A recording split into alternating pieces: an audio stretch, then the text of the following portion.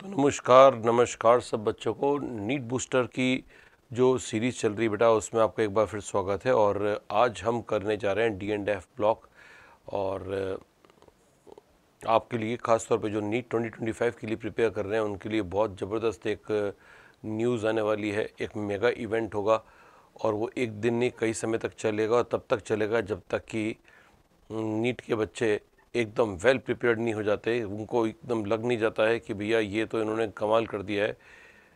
Guarantee ले रहा हूँ इस बात की कि पूरे इंडिया में ऐसा काम कभी ना तो हुआ होगा और ना कभी आसानी से हो पाएगा। तो वो क्या इवेंट है वो भी बताएंगे, डिस्क्लोज़ करेंगे, but within they are to get ready. जिनकी प्रिपरेशन बहुत अच्छी है से लेकर जिनकी प्रिपरेशन नहीं है, सब लोग तैयार हो जाएं एक इवेंट के लिए। और वो इवेंट के अंदर सब लोग एक से बढ़कर एक क्वेश्चन, वो क्वेश्चन जो कि मतलब मुझको नहीं लगता कि वो क्वेश्चन करने के बाद क्या मतलब मुझको खुद को लगता है कि क्या इससे ही बाहर कुछ जा सकता है। बहुत मुश्किल है, बहुत मुश्किल है, बहुत प्रयास करने पड़ेंगे पेपर बनाने वाले को कि भैया ये वाले इन क्वेश्चन को छोड़ के कुछ और बनाए। अब नीट का कुछ भरोसा नहीं है, कुछ भी कहाँ से भी क्वेश्चन कुछ भी आ जाए, लेकिन फिर भी हम अपनी तरफ से पूरी कोशिश करेंगे, तैयारी करेंगे और बच्चों को भी इतना ज़बरदस्त बना देंगे। तो बड़ा जुड़ जाना साथ में, है ना। बहुत मेगा इवेंट होने वाला है सर। अब चालू करते हैं अपना डी एंड एफ ब्लॉक। मेरा डी एंड एफ ब्लॉक में मैं कुछ वन लाइनर्स लाया हूँ। ये वन लाइनर्स आपको ढंग से कर लेने हैं। एनसीईआरटी के वन लाइनर्स बीच बीच में से निकाल के और फिर उनको एक्सप्लेन करने का काम मैं यहाँ पे इसलिए कर रहा हूँ ताकि अगर बाय द वे हम यहाँ पढ़ने के बाद वापस एनसीईआरटी पढ़ोगे तो आपको ज़्यादा परेशानी का सामना नहीं करना पड़ेगा, ठीक है ना। तो एनसीईआरटी लाइन बाय लाइन तो अब अपना मतलब that's not appropriate time for that, क्योंकि वो तो ईयर लॉन्ग के शेड्यूल के अंदर होता है। But now right now we can summarise the NCERT by the with the help of some one liner statements. आप देखो बेटा, ये वन लाइनर स्टेटमेंट इतने हेल्पफुल होंगे कि आपको आप जब पेपर देखते हो अपना तो ऑर्गेनिक इनऑर्गेनिक फिजिकल क्या बोलते हैं बायोलॉजी फिजिक्स, इन सब मिला के सब में क्वेश्चंस आप देखते हो कितने क्वेश्चंस ऐसे आते हैं जिनमें बोलते हैं इनमें से कौन सा करेक्ट है, इनमें से कौन सा इनकरेक्ट है। तो करेक्ट इनकरेक्ट के भरमार सवाल होते हैं बेटा, इसलिए मैं ये सवाल जानबूझकर लाता हूँ। तो क्योंकि मैं जब इनको एक्सप्लेन करता हूँ तो सिर्फ ये बोल के नहीं चला जाता हूँ कि ये करेक्ट है, इनकरेक्ट है, ये करेक्ट है, मेरे को लगता है करेक्ट है, बस लगता है, बस लगता है, ऐसे नहीं। अपन सॉल्व करते हैं उसको, अपन रीजनिंग करते हैं, जहाँ तक रीजनिंग पहुँच पाती है मैं समझाने का प्रयास करता हूँ। And that is what my work today will be, कि मैं वन लाइनर बताऊं कि ये एक्सप्लेन करूं ये सही है या गलत है। ओके, तो let's be ready for this one liners. तो इनको हमको अब एनालाइज करना है कि ये ट्रू है या फॉल्स हैं। क्या है बेटा, ट्रू है या फॉल्स है, ये हमारे को बताना है। तो let us start with the first statement. All d block elements are called transition element. आप जानते हो बेटा, पुराने समय में ये कहा जाता था कि डी ब्लॉक को ट्रांजिशन एलिमेंट इसलिए कहा जाता था क्योंकि जैसे ये एस ब्लॉक है, ये डी ब्लॉक है और इधर पी ब्लॉक है। एस से डी में जाते हैं तो बीच में, सॉरी एस से पी में जाते हैं तो बीच में डी आता है। तो एस से पी में प्रॉपर्टी का ट्रांजिशन डी के थ्रू होता है, इसलिए डी ब्लॉक को ट्रांजिशन एलिमेंट कह दिया गया था। एनसीईआरटी कहती है पुराने समय में ट्रांजिशन एलिमेंट का नाम ऐसे करके रखा था कि एस से पी में प्रॉपर्टी का ट्रांजिशन डी के थ्रू होता है, इसलिए डी को ट्रांजिशन एलिमेंट कह दो। आज की परिभाषा चेंज है। आज की परिभाषा ये कहती है कि अगर कोई डी ब्लॉक एलिमेंट अपने आप को कहलाना चाहता है तो उसकी किसी न किसी स्टेट में, चाहे वो ग्राउंड स्टेट हो या कोई स्टेबल ऑक्सीडेशन स्टेट हो, उसमें उसके पास डी में कुछ वैकेंसी होनी चाहिए, कुछ खाली जगह होनी चाहिए डी में। कौन से डी में, n-1 डी में। तो अब जो डेफिनेशन है बेटा ट्रांजिशन एलिमेंट्स की डेफिनेशन है, ट्रांजिशन एलिमेंट्स की डेफिनेशन है, ये कहती है कि n-1 डी में खाली जगह होनी चाहिए, खाली जगह। अब खाली जगह का मतलब ये नहीं कि पूरा खाली हो, पूरा डब्बा खाली हो, ठीक है ना, हो सकता है ये भी चलेगा। ये देखो बेटा, अगर डी ऐसा दिख रहा है 1 2 3 4, ये ऐसा डी चलेगा, ऐसा भी चलेगा, ऐसा भी चलेगा, ऐसा भी, ऐसा भी। कुछ लोग सोचते हैं अरे सर ये तो भर गया भर गया भर गया, अरे सर भर गया, नहीं ये नहीं चलेगा, अरे ये भरा का है। थोड़ा पॉजिटिव सोचो बेटा, तो थोड़ा खाली भी तो दिख रहा ही है। भरा पूरा कहाँ भर गया, आधा खाली है ना बेटा, अभी भी आधा भर गया लेकिन आधा खाली तो है।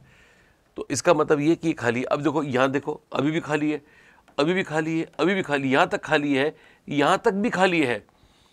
अब भर गया पूरा। अरे सही है ना बेटा। तो D9 तक हम मान सकते हैं, जो D9 शो करेंगे वो ट्रांजिशन एलिमेंट्स हैं।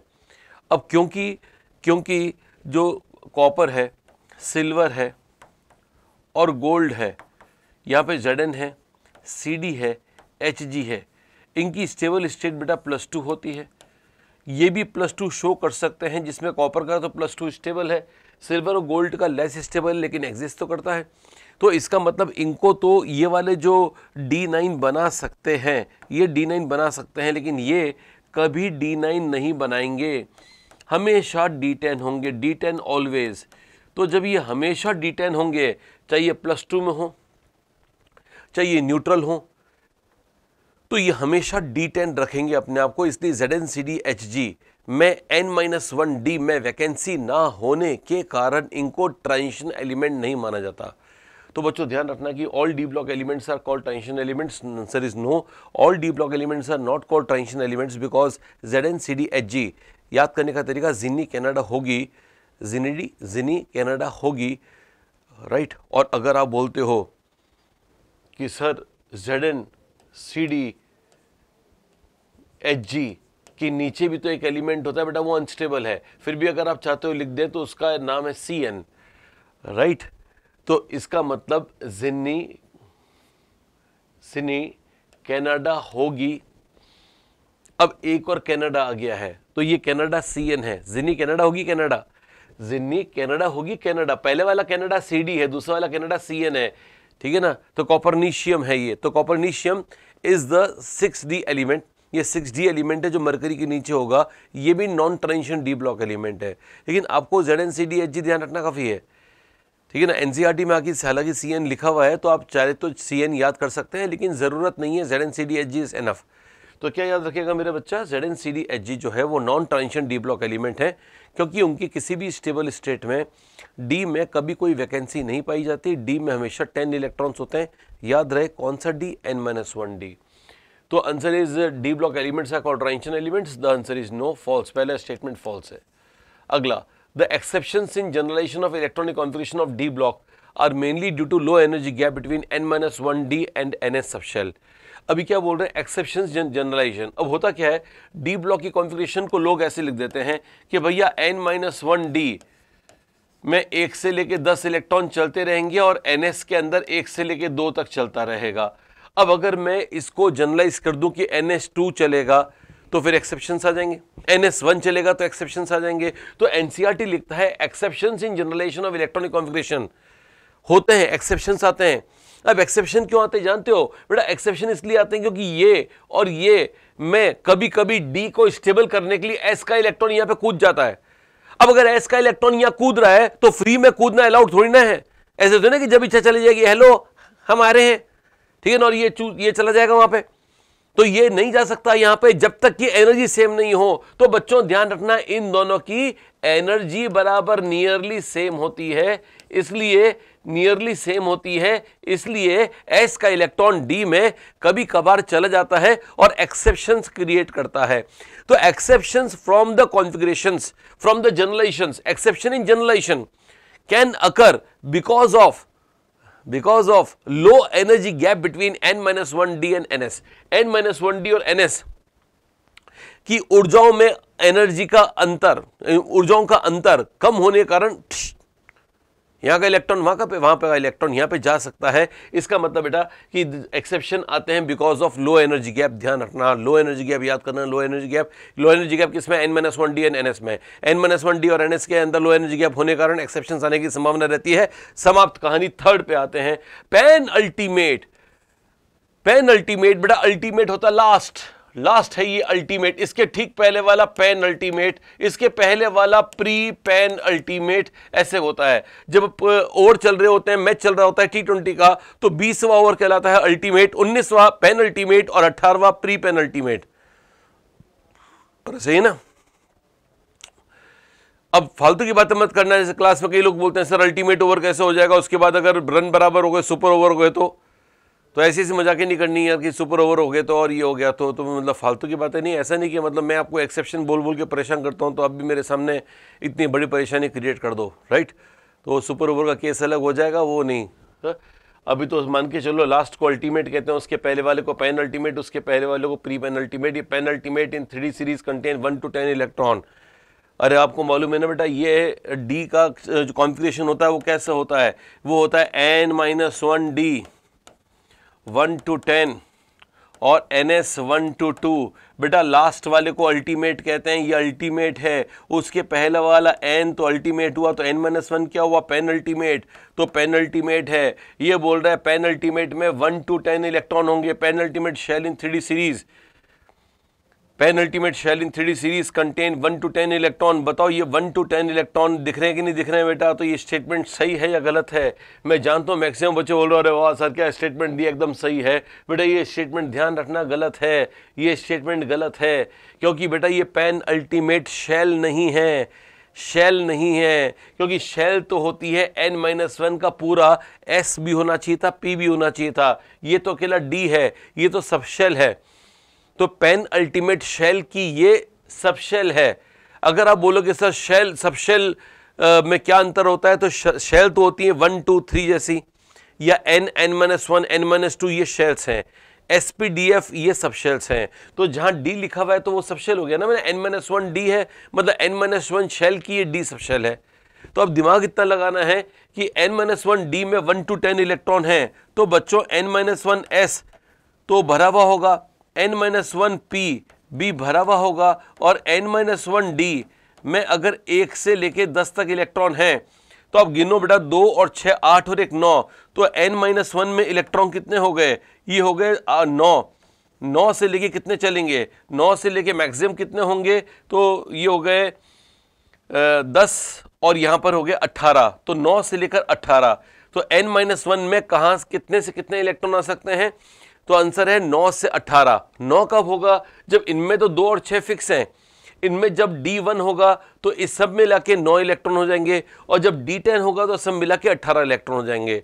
तो बच्चों काम की बात यह है कि इसके अल्टीमेट शेल में, इसके अल्टीमेट पेन अल्टीमेट शेल में S, P और D मिलाकर मिनिमम 9 इलेक्ट्रॉन होते हैं और मैक्सिमम 18 इलेक्ट्रॉन होते हैं। इसलिए ये रेंज 9 से 18 की होनी चाहिए थी, 1 से लेकर 10 की रेंज नहीं होनी चाहिए थी। बेटा ऐसे सवाल जब नीट में आ जाएंगे, मैक्सिमम बच्चे कर आएंगे इसको ट्रू, क्योंकि उनको लगता होगा कि भैया ये सवाल तो कितना आसान आ गया, 1 से लेकर 10 तक ही सर पढ़ाते हैं हमेशा। जब भी कहीं हमने पढ़ा है, जब भी कुछ किताब खुली है, तो हमेशा D में 1 to 10 आया है, तो इसका मतलब पेन अल्टीमेट के अंदर D में 1 to 10 आया है। अच्छा हुआ समय पर याद आ गया, इसलिए हमने इसको ट्रू कर दिया। बाद में पता चलता है कि नहीं, वो समय ख़राब चल रहा था, उसको तो फॉल्स करना था। इतने सब की ज़रूरत नहीं पड़े तो पहले से याद करके जाना कि भैया अगर n-1 शेल लिखा हुआ आएगा तो हम इस बात का ध्यान रखेंगे, कॉमन सेंस रखेंगे कि उसमें मिनिमम 9 इलेक्ट्रॉन होंगे शेल में, मैक्सिमम 18 होंगे। आगे बढ़ते हैं नेक्स्ट सवाल की ओर। चलिए, d orbitals of the transition element protrude to the periphery of an atom more than the orbitals s and p are influenced by, ये पता नहीं क्या है। NCERT में कई सारे लाइन ऐसी हैं जिनकी प्रॉब्लम्स बच्चों को पढ़ने में उनका मीनिंग समझने में आती हैं। एक बात तो ध्यान रखना, ये प्रोट्रूड करना क्या होता है, तो प्रोट्रूड करने का मतलब होता है झांकना। झांकना जैसे खिड़की है, हम ट्रेन में चल रहे हैं और खिड़की यहाँ तक है, तो क्या हम खिड़की के बाहर सर निकाल सकते हैं? आंसर है निकाल सकते हैं, लेकिन पहले तो वो AC ट्रेन नहीं होनी चाहिए, है ना, AC वाली नहीं होनी चाहिए, वो नॉर्मल देशी ट्रेन जो होती है ना हवा वाली, वो होनी चाहिए। और दूसरा उसमें ग्रिल्स नहीं लगी हुई होनी चाहिए। ग्रिल्स नहीं लगी हुई, आप आराम से पूरा चली जाओ ना नीचे, ठीक है ना, लेकिन उसमें अपन विंडो में झांक सकते हैं। उस झांकने को बोलते हैं प्रोट्रूड करना। प्रोट्रूड मतलब हमारी बॉडी ट्रेन की सरफेस से बाहर निकल जाए, मतलब our body is protruding out from the train, ऐसे बोलते हैं। तो अब ये यहाँ पर प्रोट्रूड किसके लिए बोला हुआ है? D ऑर्बिटल्स के लिए बोला हुआ है। आप जानते हो बेटा, कोई एटम है, ये एटम है, कोई एटम है, उस एटम में अगर D होगा तो जो D ऑर्बिटल्स होते हैं वो आप जानते हो ऐसे होते हैं, D ऑर्बिटल्स ऐसे होते हैं। अब ये D ऑर्बिटल जो है ना, ये प्रोट्रूड करते हैं एटम में, ये D ऑर्बिटल्स हैं, ये बाहर झांक रहे हैं, एटम के बाहर झांक रहे हैं, क्योंकि ये डिफ्यूज होते हैं, ये बड़े होते हैं, ये फैले हुए होते हैं, इसलिए S और P की तुलना में ज्यादा डिफ्यूज होने कारण एटम के बाहर तक झांकते हैं और आसपास वालों का हाल पूछते रहते हैं, और भाई क्या हाल चाल है, और जिनके घर के बाहर खिड़कियां होती है ना, घर में खिड़कियां होती हैं, तो खिड़की के बाहर झांक के आराम से, और भाई साहब क्या हो रहा है, हेलो क्या हो रहा है, तो ऐसे बात करते रहते हैं। ये भी ऐसे आसपास वालों से बात करते रहते हैं। कौन? D orbitals. तो डी ऑर्बिटल की आदत होती है कि वो एटम की पेरिफेरी के बाहर झांकते हैं और दूसरों से बातें करते हैं। देखो साफ साफ लिखा हुआ है, d orbital of transition element protrude to the periphery of an atom. Periphery मतलब बाहर, सरफेस, पेरिफेरी का मतलब सरफेस, एटम का सरफेस के बाहर झांकना इनकी आदत होती है, सरफेस ऑफ एटम है। डी ऑर्बिटल इनके बाहर झांक सकते हैं मोर देन अदर ऑर्बिटल, दूसरों से ज्यादा। और ऐसे ही ना, दूसरों से ज्यादा। तो खिड़की से बाहर झांकने की आदत किसकी होती है? डी ऑर्बिटल्स की। तो क्या करते हैं? And they are more influenced by the, अरे क्या हुआ, they are more influenced by the surrounding. इसका मतलब सराउंडिंग से इन्फ्लुएंस होते हैं। खिड़की के बाहर जो झांकेगा, सराउंडिंग में अगर कोई हवा बह रही है, पानी आ रहा है, बरसात आ रही है, तो उस पर ज्यादा फर्क पड़ेगा। तो इसका मतलब they are more influenced by the surrounding as well as affect the atoms और मॉलिक्यूल्स सराउंडिंग देम। इसके अलावा यह भी होगा कि वो उन लोगों को परेशान करेंगे जो उनके आसपास रहते हैं। वैसे के वैसे ये भी हैं, ये इन्फ्लुएंस करेंगे अपने आसपास वाले। देखो क्या लिखा हुआ है, as well as affect the atom और मॉलिक्यूल सराउंडिंग देम, यानी उन एटम या मॉलिक्यूल को जो इनके आसपास घूम रहे हैं, उनको किसी ना किसी प्रकार से प्रभावित जरूर करेंगे। अब प्रभावित करने का मतलब यहां पर हमेशा परेशान करने का ही नहीं, वो तो मैं आपको सेंस बिठाने के लिए है ना एग्जाम्पल दे रहा हूं। अदरवाइज आप समझ सकते हो कि डी ऑर्बिटल्स की नेचर होती है प्रोट्रूडिंग, बाहर निकलने की नेचर होने के कारण वो आसपास की घटनाओं से ज्यादा प्रभावित होते हैं और आसपास की चीजों को खुद भी ज्यादा प्रभावित करते हैं।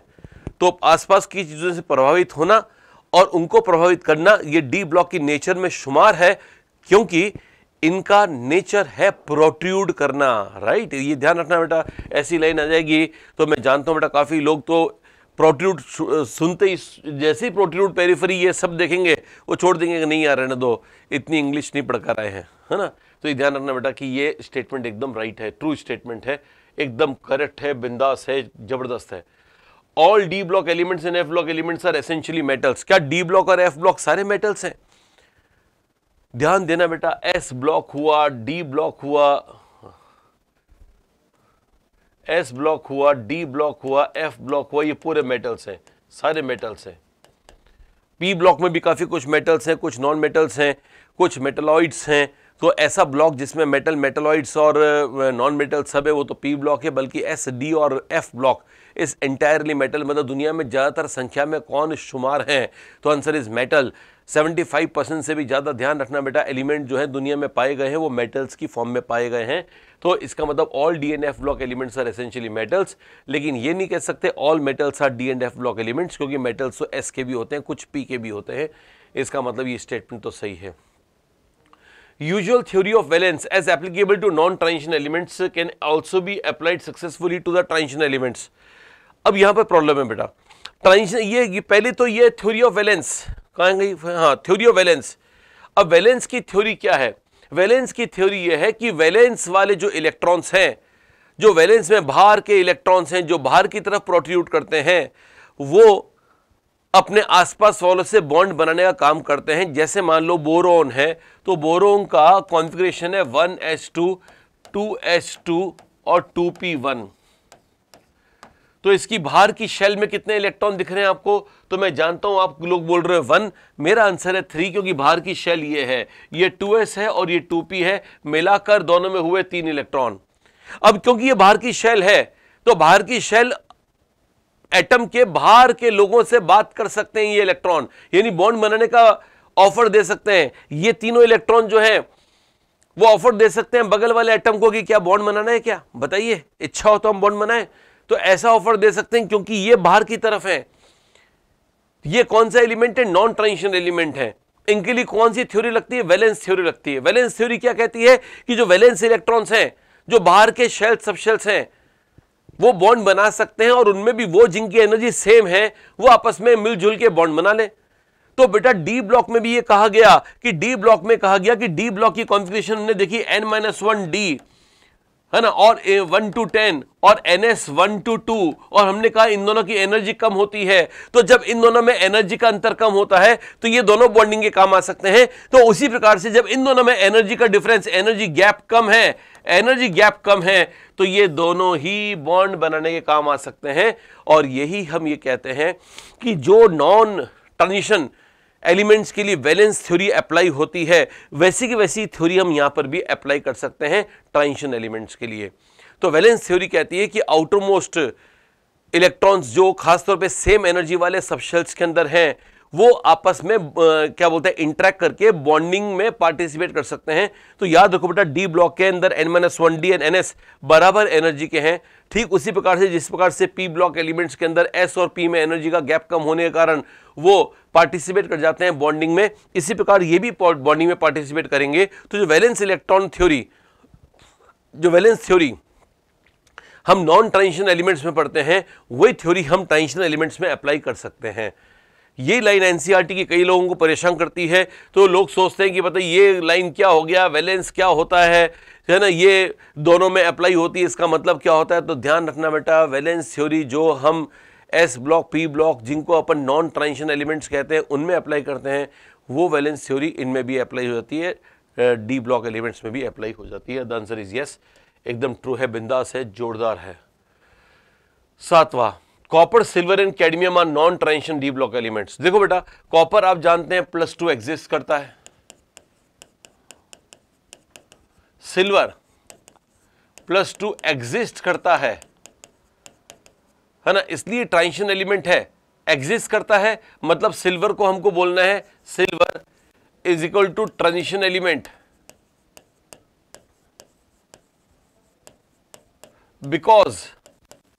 बिकॉज ये सिल्वर +2 एग्जिस्ट। लेकिन अब पर्दे की पीछे की हकीकत सुनना, पर्दे की पीछे की हकीकत यह है कि सिल्वर +2 में कॉन्फ़िगरेशन होता है बेटा 4d9, और ये अनस्टेबल कॉन्फ़िगरेशन है, ये मॉलिक्यूल, ये आयन ही अनस्टेबल है। अरे कॉपर को तो हाइड्रेशन का फायदा हो जाता है, इसका साइज बड़ा होने के कारण इसको हाइड्रेशन का भी उतना फायदा नहीं हो पाता है, इसलिए Ag+2 है अनस्टेबल। ये तुरंत Ag+ या Ag में कन्वर्ट होने का प्रयास करेगा, और इसलिए ये इलेक्ट्रॉन आसपास का खाएगा। अरे ये इलेक्ट्रॉन आसपास का खाएगा तो खुद हो जाएगा रिड्यूस, खुद होगा रिड्यूस, खुद रिड्यूस होगा तो अगले को करेगा ऑक्सीडाइज, इसलिए ऑक्सीडाइजिंग एजेंट होता है। बच्चों ध्यान रखना कि Ag+2 एग्जिस्ट करता है, Ag+2 एग्जिस्ट करता है, उसकी कॉन्फ़िगरेशन D9 होती है, उसमें D में जगह होती है, इसलिए वो ट्रांजिशन एलिमेंट कहलाएगा। लेकिन साथ में ये भी ध्यान रखना कि सिल्वर ट्रांजिशन एलिमेंट तो हो गया, लेकिन साथ में Ag+2 इतना अनस्टेबल होता है, बाप रे, जो उसके पास में जाएगा उससे Ag+2 इलेक्ट्रॉन छीन के खा जाएगा, और इलेक्ट्रॉन ऐसा खाएगा कि वापस देगा नहीं। मतलब ऐसा नहीं कि थोड़ी देर बाद वापस देगा कि सॉरी मैंने आपका इलेक्ट्रॉन ले लिया था, ये लीजिए वापस। No, silver eats the electron permanently, Ag+2 permanently electron खा जाता है, और बताता है नो मैंने तो कोई इलेक्ट्रॉन नहीं खाया, नहीं खाया तो है ना। तो Ag+2 इलेक्ट्रॉन खाने वाली सामग्री है, इसलिए इसको ऑक्सीडाइजिंग एजेंट कहते हैं। ये सभी बातें आपको एनसीईआरटी में लिखी हुई मिल जाएंगी। ये बोलते हैं non transition D block element है। बेटा इनको नॉन ट्रांजिशन कहना गलत है, ये नॉन ट्रांजिशन है, ये ट्रांजिशन है, और ये भी ट्रांजिशन है। तीनों नॉन ट्रांजिशन नहीं है, एक है। ये तीनों को बोल दिया इसलिए गलत है, गलत है, गलत है, राइट। तो it is wrong. Cn is unstable transition element। Cn unstable transition, मैंने अभी आपको बताया था कि जिंक, कैडमियम, मरकरी के नीचे Cn भी आएगा, राइट। इसका एटॉमिक नंबर होता है 112। क्या नंबर होता है? 112। हेलो, 112 इसका नंबर होता है, ठीक है ना। तो बिल्कुल सही है, Zn, Hgn, Cn ये 112 है, इसका एटॉमिक नंबर है मेरे ख्याल से 30, ये 48 है, ये 80 है, और 32 और जोड़ दोगे तो 112, एकदम सही बैठ रहा है बेटा। तो बताओ ये लाइन सही है कि नहीं है? Cn इज, नीचे वाले तो अनस्टेबल ही तो होते हैं बेटा, जो नीचे वाले एलिमेंट है 6d के, ये तो 3d का एलिमेंट है, ये 4d का है, ये 5d का है, ये 6d का है। अरे सारा 6d एलिमेंट, जितने भी 6d एलिमेंट है, मुझसे पूछने की आवश्यकता नहीं है, सारे अनस्टेबल और रेडियो एक्टिव। तो इसका मतलब ये स्टेटमेंट सही है या गलत है बेटा? तो आंसर एकदम सही है, ऐसा ही सब लोग बोलेंगे, लेकिन गलत है क्योंकि यहाँ पे मैंने ट्रांजिशन एलिमेंट लिख दिया। अरे याद रखना है बेटा कि जिंक की फैमिली का होने के कारण इसको हमें ट्रांजिशन एलिमेंट नहीं बोलना है, नॉन ट्रांजिशन बोलना है, अनस्टेबल। और अगर ये नॉन लिखा हुआ होता तो ये सही हो जाता, लेकिन अगर नॉन लिखा हुआ नहीं है तो ये गलत है। ध्यान रखना बेटा, ये सारी बातें आपके लिए इंपॉर्टेंट हैं, बहुत जोरदार बातें हैं। आगे बढ़ते हैं नेक्स्ट पॉइंट की ओर। D block elements are mostly soft with dull appearance. NCERT जब पढ़ोगे तो एनसीईआरटी में एक अजीब सी बात लिखी है, वो बोलते हैं कि डी ब्लॉक एलिमेंट शाइनी होते हैं, लस्टर चमकीले होते हैं। अरे चांदी की चमक हुई, लोहे में भी थोड़े कम चमक होती है लेकिन चमक तो होती है ना। तो जो मेटेलिक लस्टर होता है, लस्टर मतलब चमक, शाइन, ये shine is a property of D block element. ये बातें कहीं ना कहीं हम कभी ना कभी ऐसे एनसीईआरटी में पढ़ते हैं लेकिन याद नहीं रखते हैं। ध्यान रखना कि एनसीईआरटी में लिखा हुआ है कि डी ब्लॉक के एलिमेंट जो होते हैं, बहुत ध्यान रखना, शाइनिंग करते हैं, साथ में उनकी स्ट्रेंथ अच्छी होती है क्योंकि उनमें मेटेलिक बॉन्डिंग स्ट्रांग होती है। कुछ एलिमेंट को छोड़ दो तो मेटेलिक बॉन्डिंग उनकी अच्छी होती है। जिनकी मेटेलिक बॉन्डिंग अच्छी नहीं होती है वो है जिनी कनाडा होगी। क्यों नहीं होती बता दूंगा, लेकिन ध्यान रखना जिनी कनाडा होगी कि मेटेलिक बॉन्डिंग गई बीती होती है ना। जनता का जनता से कुछ मेल जोल नहीं है, कैदी का कैदी से कुछ मेल जोल नहीं है, ठीक है ना। और जो नीचे वाला है हंगरी, भूखा, हंगरी मतलब मरकरी, तो भूखे की भूखे के साथ कोई बॉन्डिंग नहीं है, जनता की जनता के साथ कोई बॉन्डिंग नहीं, मतलब जिंक जिंक बॉन्डेड नहीं होते। कैदी की कैदी के साथ मतलब कैडमियम की कैडमियम के साथ कोई बॉन्डिंग नहीं, है ना। हंगरी की हंगरी यानी भूखे की भूखे के साथ कोई बॉन्डिंग नहीं। तो ये तीन है, जिनी कनाडा होगी वाले जो ग्रुप है उनमें बॉन्ड बहुत वीक रहता है। क्यों रहता है बता दूंगा, फिलहाल ध्यान रखना। D block elements are mostly soft, no they are hard. Hard क्योंकि मेटल मेटल बॉन्ड अच्छा होता है उनमें, जिनमें बेकार होता है। जो सॉफ्ट है वो ZnCdHg हैं, वो सॉफ्ट हैं। लेकिन ये तो जनरल डी ब्लॉक एलिमेंट्स की बात कर रहे हैं ना, तो जनरल डी ब्लॉक एलिमेंट के मेटल कैसे होंगे? स्ट्रांग होंगे, हार्ड होंगे। उनमें एक वर्ड ध्यान रखना बेटा, टेंसाइल स्ट्रेंथ। मेटल्स के लिए वर्ड तब यूज करते हैं जब उनको तोड़ना बहुत मुश्किल होता है, आसानी से टूटते या कटते नहीं हैं, स्ट्रांग होते हैं अंदर से, तो उसको बोलते हैं हाई टेंसाइल स्ट्रेंथ। तो मेटल्स की, डी ब्लॉक मेटल्स की टेंसाइल स्ट्रेंथ अच्छी खासी होती है, आसानी से टूटते नहीं हैं, है ना। तो ये वाली सारी बातें हैं जो कि उसको, और डल अपीयरेंस तो बिल्कुल ही नहीं होती इनकी, तो ये क्या बोलते हैं, शाइनी अपीयरेंस होती है। दोनों पॉइंट ही गलत हैं, तो एकदम गलत है, राइट, कोई दिक्कत नहीं। फिर अपन आते हैं group 9, 10, 11 of the periodic table mostly have CCP lattice. बेटा ये सीसीपी लैटिस पुराने जमाने की बातें हैं, इसको बोलते हैं क्यूबिक क्लोज्ड पैकिंग।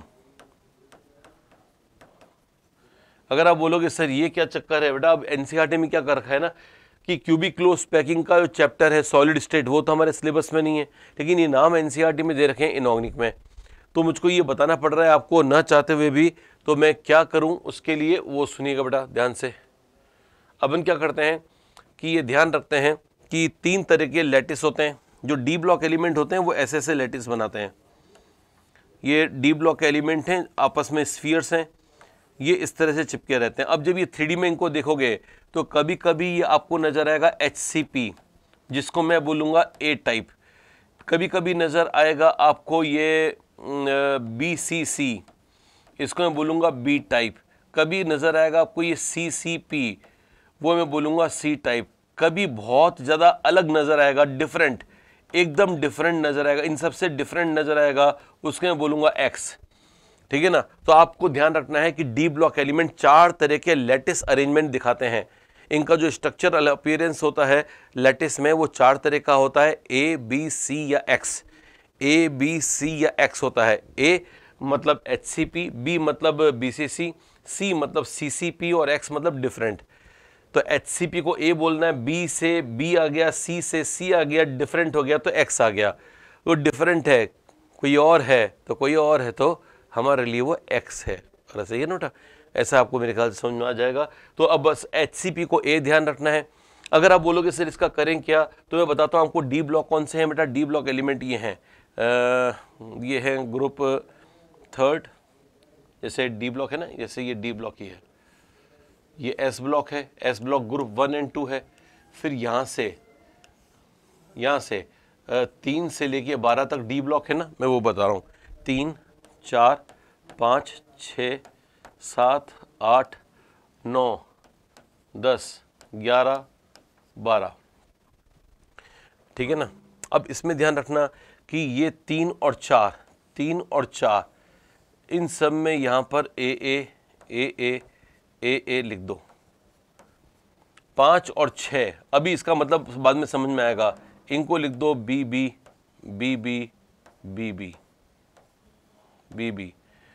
है ना। 3 और 4 में अपने ए और बी लिख दिया इसमें, तो ये वाले कवर हो गए। फिर अब क्या करो, 9, 10, 11 बेटा 9, 10, 11 में लिख दो सी और 12 में लिख दो एक्स। ठीक है ना। तो क्या दिख रहा है, 3, 4 ए वाले हैं, 5, 6 बी वाले हैं और 9, 10, 11 सी वाले हैं। अब इसको पढ़ो बेटा कि 3 और 4 में HCP क्रिस्टल बनेगा। अब HCP हमारे सिलेबस में नहीं है, मत सोचना कि HCP क्या हेक्सागोनल क्लोज पैकिंग कैसे होती है। अभी बस क्रिस्टल स्ट्रक्चर का नाम HCP है, इतना याद रख लो। सही है ना, इससे आगे नहीं पूछेगा। तो इसका मतलब क्या ध्यान रखोगे कि जो ये 3 और 4 हैं वो तो HCP हैं, 5 और 6 हैं वो BCC हैं, 9, 10, 11 हैं वो CCP हैं, और 7 और 8 में ये देखा गया है कि यहां नीचे वाले 4 तो ये AA हैं यानी HCP हैं, है ना। ये AB है और ये BC है। ठीक है ना। इसका मतलब 8वें ग्रुप का जो ऊपर वाला एलिमेंट है उसमें HCP, ए मतलब HCP भी होता है और बी मतलब BCC भी होता है। जो 7वें का ऊपर वाला एलिमेंट है उसमें BCC और CCB भी होता है, और जो नीचे वाले 4 एलिमेंट है उनमें HCP होता है। राइट। तो पहले के 2 में पूरा डब्बा किसका भरा हुआ है, ए का, यानी कि ग्रुप 3 और 4 में चाहे वो 3D के एलिमेंट हो या 4D के एलिमेंट हो या 5D के एलिमेंट हो, 3D 4D 5D और group 3 and 4 are HCP, 5 and 6 group of 3D 4D and 5D are BCC। फिर ये 4D and 5D of group 7 and 8 are क्या बोलते हैं HCP। उसके अलावा ये AB हो गया, ये BC हो गया। 9, 10, 11 इज एक्सक्लूसिवली CCP, और 12 के अंदर हो गया डिफरेंट स्ट्रक्चर, क्योंकि ZnCdHg की बॉन्डिंग वीक होती है, बेकार होती है, कुछ काम की नहीं होती है, इसलिए वो डिफरेंट कहलाता है, X कहलाता है। तो ZnCdHg का X है। इसके अलावा मैंगनीज के अंदर भी NCERT में दे रखा है, मैंगनीज का है, मैंगनीज ये हो गया scandium, titanium, vanadium, chromium, manganese. इसके अंदर मैंगनीज के अंदर भी जो है वो आपको X देखा गया है, मैंगनीज के अंदर भी X देखा गया है, वो अपने को एक्स्ट्रा ध्यान रखनी पड़ेगी बात। तो कुल मिलाकर मैंने आपको बता दिया एक शॉर्ट समरी। यूं तो डिटेल में जाएंगे तो बेटा ये करने में पूरा एक लेक्चर लग जाता है, इसलिए शॉर्ट समरी मैंने आपको दे दी है। अब बताएं क्या कर सकते हैं। ग्रुप 9, 10, 11 ऑफ पीरियोडिक टेबल देखते हैं कौन सा ग्रुप। 9, 10, 11 में कौन सा स्ट्रक्चर था, CCP था। बताओ 9, 10, 11 में CCP बोल रहा है, तो ये सही है या गलत है, ये सही है स्टेटमेंट। ठीक है ना बेटा। तो ये बहुत अच्छा तरीका है याद रखने का, मैंने आपको बता दिया है, तो इसको 1-2 बार अच्छे देख लीजिएगा, शायद ही आपको याद हो जाएगा। आगे बढ़ते हैं। ZnCdHg are relatively soft and volatile compared with other. बेटा मैंने कहा था कि इनके अंदर, इन तीनों के अंदर जिंक के साथ बॉन्ड वीक है, CD का कैदी के साथ, भूखे के साथ एकदम वीक बॉन्ड है। अब वीक बॉन्ड क्यों है, इनके आंसर सुनिएगा। ये भी D10 है बेटा, स्टेबल है, ये भी D10 है, स्टेबल है। स्टेबल आपस में क्यों बात करेंगे, है ना। जब दो स्टेबल प्राणी हैं, दो एकदम अमीर प्राणी हैं, सब कुछ है, संपन्न है, वो जब आपस में मिलते हैं बहुत कम बात करते हैं, बस ऐसे ही आंखों ही आंखों में बात करेंगे, मुंह से भी नहीं बोलेंगे अरे भाई साहब कैसे हैं। हम कहीं जाते हैं तो और भाई क्या हाल चाल है, क्या आजकल दिखा नहीं, 10 मिनट बात करते रहते हैं, उसके बाद पता चलता है कि यार ये तो मैं जानता ही नहीं उसको, इसका नाम ही नहीं मालूम है, और बातें कर ली उससे। और ये जो होते हैं ZnCdHg, ये देखो कैसे होते हैं, एकदम आंखों ही आंखों में ऐसे। तो ZnCdHg के अंदर बॉन्डिंग बड़ी वीक होती है, और बॉन्डिंग वीक होने के कारण ये क्या होता है, इनके मेल्टिंग एंड बॉइलिंग पॉइंट लो होते हैं। राइट। तो ये ध्यान रख लीजिएगा, मेल्टिंग बॉइलिंग पॉइंट लो होते हैं तो ये सॉफ्ट होते हैं, वोलेटाइल होते हैं, उड़ जाते हैं, बात पे उड़ जाते हैं, है ना, बात पे उड़ जाते हैं, थोड़ी सी छोटी सी बात हो गई, है ना। ये जो ZnCdHg टाइप लोग हैं, जो सर्वसंपन्न होते हैं, बहुत यूं जबरदस्त वाले लोग होते हैं, सब कुछ संपन्न, है ना, उनके अंदर कैसा होता है, वो आपस में बात भी कर रहे होते हैं ना, कुछ ऐसा किसी ने कुछ बोल दिया, हल्का सा कुछ बोल दिया, तो वो बस निकल जाते हैं, ठीक है, ओके जा रहे हैं हम, हो गया बाय बाय बाय बाय, ऐसे करके भाग जाते हैं, राइट। ऐसे होते हैं ZNC, वोलेटाइल बात में उड़ जाते हैं। तो ZNCD HGR वोलेटाइल एलिमेंट्स ही ध्यान रख लीजिएगा, राइट, ध्यान रखना, काम की बातें। चलो, high enthalpy of atomisation of transition element shows their greater reactivity. ये क्या बात हुई? एंथैल्पी ऑफ एटमाइजेशन का मतलब है कि ये जो मैंने अभी ढेर बताया था ना बेटा, ये एटम्स जो हैं वो स्ट्रक्चर क्रिस्टल में रहते हैं। अब मेरे को इनको अलग अलग करना है, इनको ऐसे से उड़ाना है, ये एक यहाँ पे, एक यहाँ पे, एक यहाँ पे, ऐसे से उड़ाना है, इनको उड़ाना है, तो हीट देनी पड़ेगी ना, इनको एनर्जी देनी पड़ेगी, तब ये जो आपस में जुड़े हुए थे वो अलग अलग तैरते हुए नजर आएंगे हवा में। अगर आप इनको हवा में तैर कर दिखाना चाहते हो, हवा में तैरता हुआ दिखाना चाहते हो, तो एनर्जी देनी पड़ेगी, उसका नाम है एंथैल्पी ऑफ एटमाइजेशन। अरे बोलो, और एंथैल्पी ऑफ एटमाइजेशन अगर ज्यादा है, इसका मतलब इनमें चिपके हुए हैं, ये आपस में स्ट्रांगली अटैच्ड है, बोलते हैं हम एक दूसरे को बहुत लाइक करते हैं, एक दूसरे से दूर नहीं जाना चाहते और किसी से रिएक्ट नहीं करना चाहते, वी आर लेस रिएक्टिव। तो इसका मतलब बेटा ध्यान रखो कि जिनके अंदर एटमाइजेशन की हीट ज्यादा है, एटमाइजेशन के लिए ज्यादा एनर्जी देनी पड़ेगी, मतलब वो लेस रिएक्टिव बन जाएंगे। उसका पता हमको इलेक्ट्रोड पोटेंशियल से चल जाएगा। एनसीईआरटी में साफ लिखा हुआ है, इलेक्ट्रोड पोटेंशियल पर आने वाली वैल्यू इनकी एटमाइजेशन एनर्जी से सीधा संबंध रखती है। अगर एटमाइजेशन एनर्जी इनकी ज्यादा है तो हमें इलेक्ट्रोड पोटेंशियल से पता लग जाएगा कि ये बहुत कम रिएक्टिव है। अरे बात समझ में आ गई बेटा? तो एटमाइजेशन एनर्जी बहुत इंपॉर्टेंट एनर्जी है। तो क्या लिखा हुआ है? High enthalpy of atomisation of transition element shows their greater reactivity. एकदम सरासर सफेद झूठ लिख दिया इसमें, बोल रहा है ज्यादा एंथैल्पी ऑफ एटमाइजेशन है, इसका मतलब ये बहुत स्ट्रांगली, कहां गया, जब ये स्ट्रांगली बॉन्डेड है, अगर ये स्ट्रांगली बॉन्डेड है तो ये कैसे रिएक्ट करेंगे? ये ग्रेटर रिएक्टिविटी नहीं, लेसर रिएक्टिविटी होना चाहिए था। तो ध्यान रखना बच्चों, एनसीईआरटी में लिखा हुआ है high enthalpy of atomisation of transition element shows their lesser reactivity, right. ये बहुत इंपॉर्टेंट बातें हैं। तो बेटा ध्यान रखना, ये रॉन्ग स्टेटमेंट कर दिया उन्होंने। ये वाला स्टेटमेंट तो सही था, लेकिन सही के बाद गलत आ गया है। और देखते हैं आगे, chromium has greater enthalpy of atomisation compared to molybdenum but melting point is reverse. Chromium has greater enthalpy of atomization compared with molybdenum, but melting point is reverse. Very good. तो अब तो बेटा थोड़ा सीरियस टॉक्स हो गई। अब तो ये तो एटमाइजेशन वाली एंथैल्पी आ गई प्रॉपर। अब एटमाइजेशन की एंथैल्पी में क्या है वो सुनिएगा बेटा। एटमाइजेशन की एंथैल्पी अगर मैं पीरियड में ले चलता हूँ, पीरियड में यहाँ पर scandium, titanium, vanadium, chromium, manganese, iron, cobalt, निकल, कॉपर एंड जिंक, अगर मैं ऐसे ले चलता हूं, है ना, इसको मैं नंबर दे रहा हूं 1, ये फर्स्ट नंबर पे है इनमें, सेकंड, थर्ड, फोर्थ, फिफ्थ, 6, 7, 8, 9 और इसको 0, ज़्यादा जगह नहीं है पास तो मैंने 0 कर दिया, ठीक है ना। जिंक इज 0, 1 से मैंने 0 तक 1 2 3 4 5 6 7 8 9 0 नंबर लिख दिए, है ना। अब एटमाइजेशन एंथैल्पी का ऑर्डर क्या है वो सुनिएगा। एटमाइजेशन एंथैल्पी का ऑर्डर है 32, 8, 7, 6, 49, 51। 49 + 1 कितने होते हैं बेटा? 50। तो याद रखना बेटा, याद करवा रहा हूं आपको, समझना नहीं यहाँ पे, याद करवा रहा हूं। 49 + 1 50 होते हैं, तो 49 1 50 याद रखो। पहले याद रखो, पहले याद रखो, पहले बाकी का बाद में सुनना है। पहले याद रखो 49 1 50 बताया सर ने, हम लिख देते हैं कॉपी में लिख दो 49 बीच में 1 फिर 50, 49 1 50 लिख दिया। अब यहां पे 49 1 50 के पहले लिख दो 32876, 32876 32,876, ठीक है ना।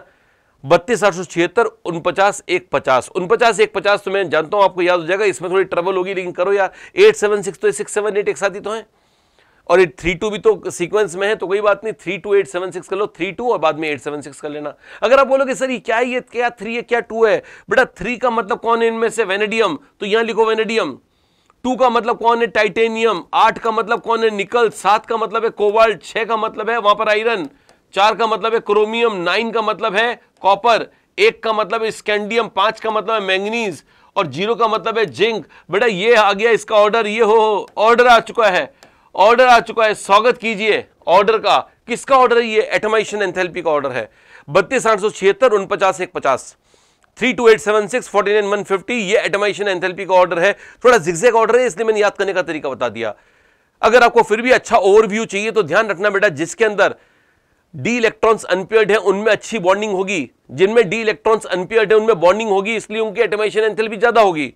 जो D10 कॉन्फ़िगरेशन होगा या जिनका D5 कॉन्फ़िगरेशन होगा, जैसे मैंगनीज है, उनमें हो सकता है बॉन्डिंग वीक हो जाए, तो इसलिए उनका हो सकता है कि उनमें क्या बोलते हैं एटमाइजेशन एंथैल्पी कम हो जाए। तो basically atomisation enthalpy left right चलोगे एटमाइजेशन एंथैल्पी थोड़ा बढ़ता हुआ क्रम दिखाई देता है अप्रोक्सीमेटली, लास्ट में थोड़ा कम भी होता है। जिंक की तो एटमाइजेशन एंथैल्पी एकदम गई बीती है, मिनिमम है, मिनिमम एटमाइजेशन एंथैल्पी जिंक, फूंक मार के उड़ा दो, इतना आसानी से टूट जाता है जिंक। तो जिंक की वोलेटाइल होने के बाद ध्यान रखेंगे, जिंक के लिए यह बात ध्यान रखेंगे कि उसमें जिंक जिंक बॉन्डिंग पुअर है, मेटल मेटल बॉन्डिंग पुअर है। जिंक के लिए बात ध्यान रखेंगे कि उसमें अनपेयर इलेक्ट्रॉन न होने कारण आसपास वाले एलिमेंट बॉन्ड ही नहीं बना पाते। जब बॉन्ड नहीं बना पाएंगे तो काहे का उसमें मेल्टिंग पॉइंट हाई होगा, काहे का वोलेटिलिटी काहे की उसमें boiling point melting point high होगा। Low boiling point low melting point होता है इसका ZnCdHg का, ठीक है ना। लेकिन अगर मैं बात करूं 3D की और 4D की और 5D की बेटा, तो यहां पर आने के बाद एटॉमिक मास बढ़ रहा है और एटॉमिक मास बढ़ने से अट्रैक्शन बढ़ता है, और अट्रैक्शन बढ़ेगा तो बेटा मेल्टिंग पॉइंट भी बढ़ेगा और साथ में डेल्टा HA भी बढ़ेगा। डेल्टा HA का मतलब है एटमाइजेशन एंथैल्पी। इसका मतलब सामान्यतः एक ही ग्रुप में 3D से 4D से 5D में आने पर एटमाइजेशन एंथैल्पी, मेल्टिंग पॉइंट ये सब बढ़ती हैं। Generally in a group from top to bottom atomization enthalpy and melting point increases in D block। तो बेटा यहां पे लिखा हुआ है chromium has greater enthalpy of atomisation compared with molybdenum. अब क्रोमियम बेटा ऊपर होता है, नीचे मोलिब्डेनम होता है, उसके नीचे टंगस्टन होता है। याद करने का तरीका होता है बच्चों करोड़ मोल वाला। तो बेटा ये 3D का एलिमेंट है, ये 4D का एलिमेंट है, ये 5D का एलिमेंट है। तो बताओ ऊपर से नीचे मैंने क्या बताया था, ऊपर से नीचे आने पर एटॉमिक मास बढ़ने के कारण एटमाइजेशन एंथैल्पी और मेल्टिंग पॉइंट जनरली बढ़ते हैं। तो बेटा यहां पर भी मोलिब्डेनम का ज्यादा होगा ना, तो मोलिब्डेनम मोर देन क्रोमियम होगा। किस मामले में? आंसर है एटमाइजेशन एंथैल्पी के मामले में। और किस मामले में? आंसर है मेल्टिंग पॉइंट के मामले में भी। तो बेटा ये मैंने एक्स्ट्रा बता दिया आपको 32,876 49,150 ये ध्यान रख लीजिएगा। ये ऑर्डर एनसीईआरटी का ये ऑर्डर है, एनसीईआरटी के अंदर वैल्यूज देकर ये ऑर्डर बता रखा है, तो ध्यान रख लीजिएगा बेटा, इस प्रकार से इसको याद कर लो, राइट। बोलो कर लोगे ना?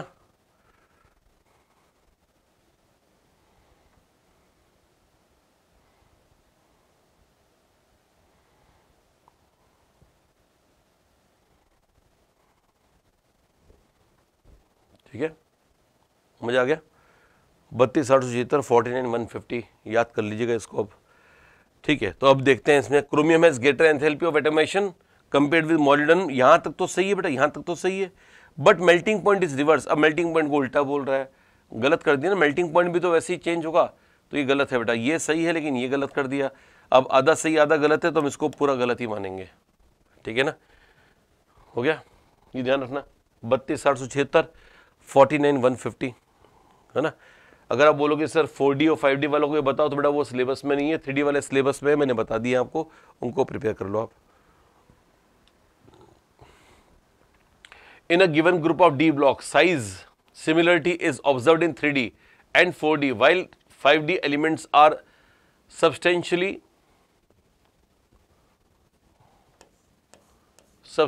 larger than 4D। थोड़ा प्रिंटिंग मिस्टेक है बेटा, थोड़ी जल्दबाजी में हो गया था, देख लो। In a given group of D block, size similarity is observed in 3D and 4D।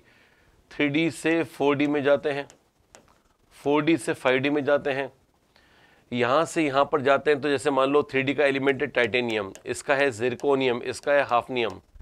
आप सब जानते हैं बेटा हाफनियम के अंदर 4f इलेक्ट्रॉन्स होते हैं। हाफनियम का पूरा कॉन्फ़िगरेशन देखोगे तो ये आएगा जिनॉन 4f14 5d2 6h2। अगर आप बोलोगे सर आपको याद कैसा है, तो बेटा मैंने काफ़ी बार पढ़ा है तो मुझको याद हो गया है। आपने काफ़ी बार पढ़ा है तो आपको भी याद हो जाना चाहिए था। नहीं याद हुआ है तो कर क्या रहे हो, कर लो याद। हाफनियम का कॉम्पोजिशन ध्यान रखना बेटा, आधा अधूरा मत करना। ऐसा नहीं कि सर नाम में ही हाफनियम है, हमने हाफ ही याद किया है, राइट। तो फिर अगर आपने हाफ याद किया तो नंबर तो हाफ भी नहीं आने हैं, और भी कम आने हैं। तो ये देख लो बेटा, हाफनियम का composition xenon 4f14 5d10 6s5d2 and 6s2। बताओ एफ में कितने इलेक्ट्रॉन है? 14। एफ में 14 इलेक्ट्रॉन है, इसका मतलब शील्डिंग पुअर, और शील्डिंग पुअर से कॉन्ट्रैक्शन होता है, हाफनियम का साइज कॉन्ट्रैक्ट हो जाता है। इसका मतलब 4d और 5d के साइज लगभग बराबर होंगे, नियरली इक्वल होंगे, नियरली इक्वल होंगे। क्यों इक्वल होंगे? क्योंकि 5d के पहले 4f भर चुका है, 4f भर चुका है। अगर 4f भर चुका है तो 4f के बारे में क्या ध्यान रखना है? ये पुअर शील्डिंग वाले होते हैं। कौन होते हैं बेटा? पुअर शील्डिंग वाले होते हैं, ये पुअर शील्डिंग वाले होते हैं। पुअर शील्डिंग वालों में क्या होता है? साइज कॉन्ट्रैक्शन हो जाता है। साइज कॉन्ट्रैक्शन होने के कारण इन दोनों का साइज लगभग बराबर हो जाएगा। कुछ बच्चे मेरे को झगड़ते हैं, बोलते हैं सर कभी तो बोलते हो कॉन्ट्रैक्शन होगा, कभी बोलते हो बराबर हो गया, एक बात पे तो रहो। अरे भैया 4d से 5d में आए तो शेल बड़ा है, शेल बड़ा हुआ, शेल बड़ा होने से मेरे को लगा कि अरे साइज बढ़ गया, साइज बढ़ गया, लेकिन अंदर के अंदर कॉन्ट्रैक्शन भी हो गया तो साइज बराबर हो गया। तो साइज बड़ा हुआ होना चाहिए था, लेकिन कॉन्ट्रैक्ट होके बराबर हो गया, ये बात ध्यान रखना, ठीक है ना। कॉन्ट्रैक्ट होके बराबर हो गया। क्या बोल रहे हैं? In a given group of D block, कि डी ब्लॉक के किसी ग्रुप में similarity is observed in 3d and 4d। 3d 4d में सिमिलरिटी है क्या? तो यहाँ तक सही बोला क्या? तो यहाँ तक गलत बोल दिया, क्योंकि 3d 4d में कोई समानता नहीं है। इसका साइज बड़ा है, जिरकोनियम का बड़ा है। बराबर कौन कौन है? हाफनियम और जिरकोनियम बराबर हैं। तो इसको ये बोलना चाहिए था 3d और 4d में 4d बड़ा है, 4d और 5d लगभग बराबर है as a consequence of the lanthanide contraction. जो इसने नहीं लिखा, इसने उल्टा पुल्टा कुछ भी लिख दिया, बोलता है 3d 4d तो बराबर है, 4d 5d में थोड़ा सा अंतर है। क्योंकि इसको बोलना चाहिए था 3d 4d में थोड़ा सा अंतर है और 4d 5d बराबर है? उल्टा बोल दिया ना। चलिए बेटा, तो रॉन्ग कर देते हैं इसको। आगे बढ़ते हैं नेक्स्ट क्वेश्चन की ओर। Zinc is most dense in 3d series. बेटा 3d सीरीज में जिंक मोस्ट डेंस होगा क्या? हाँ, क्या लगता है? जिंक और जिंक का बॉन्ड क्या होता है बेटा? वीक होता है। वीक होने के कारण ये थोड़े से अलग अलग फैले फैले बैठते हैं। जो बॉन्ड जिनकी वीक है, मैंने बताया था ना बेटा, कि जिनके पास सर्वसंपन्न एकदम स्टेबल है, सबको सिस्टम है, तो आपस में ज़्यादा बात नहीं करते हैं, अलग थलग रहते हैं, बड़े बड़े घरों में रहते हैं, दूर दूर रहते हैं, ठीक है ना। तो ये जिंक भी जिंक से थोड़ा दूर दूर रहता है, और दूर दूर रहने के कारण इसका वॉल्यूम तो बढ़ गया, मास उतना हुआ नहीं, वॉल्यूम बढ़ गया, तो इसकी डेंसिटी थोड़ी सी कम हो जाती है, घट जाती है। तो इसलिए density of zinc is relatively lower. वैसे तो क्या होता है बेटा, लेफ्ट टू राइट जाते हैं तो एनसीईआरटी लिखता है स्कैंडियम से लेकर और कॉपर तक लगातार डेंसिटी बढ़ती रहेगी, बस जिंक में थोड़ा सा प्रॉब्लम आएगा। स्कैंडियम से कॉपर तक देखोगे लगातार डेंसिटी बढ़ती रहेगी, जिंक की डेंसिटी एक्सपेक्टेड से थोड़ी कम होती है। जो सबसे फर्स्ट होना चाहिए था वो थोड़ा गिर के नीचे आ जाएगा।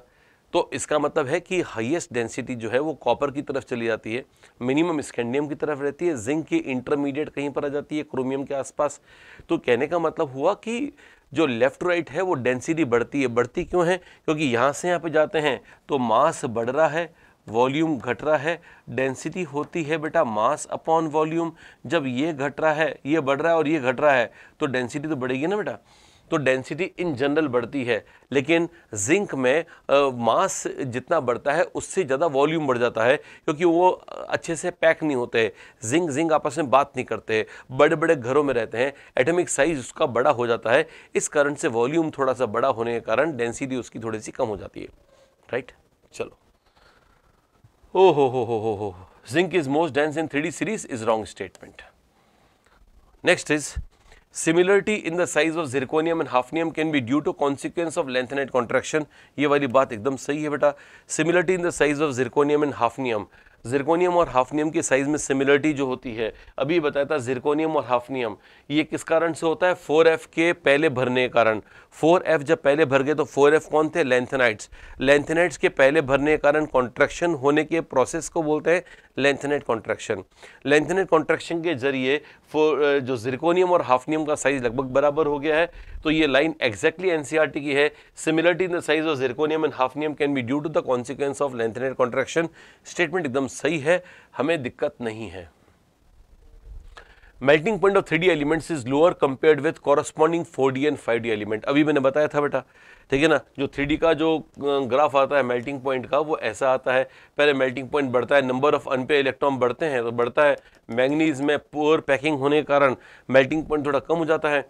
फिर आयरन कोबाल्ट निकल का लगभग बराबर रहता है, ऐसा ये आयरन है, कोबाल्ट है, निकल है, इनका लगभग बराबर होता है मेल्टिंग पॉइंट। लास्ट में जिंक का मेल्टिंग पॉइंट काफ़ी गिर जाता है, ये मैंगनीज के पॉइंट से भी नीचे गिर जाता है, मैंगनीज से भी गिर जाता है।